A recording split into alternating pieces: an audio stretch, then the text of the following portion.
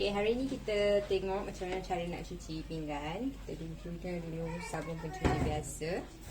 Okay.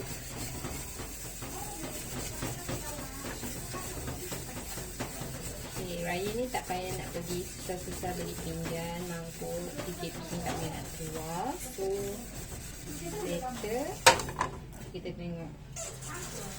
Okay, pencuci biasa memang susah nak hilang Kalau korang tengok ni ada lagi kotoran. So kita gunakan lunch ball. Sikit je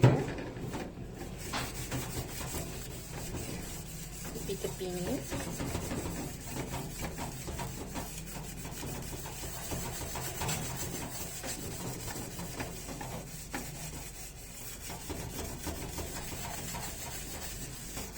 Nak bagi pinggan mangkuk berkilat. Tak payah cuci lama pun.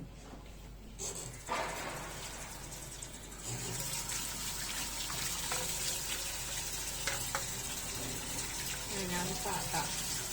Macam baru beli. Wow!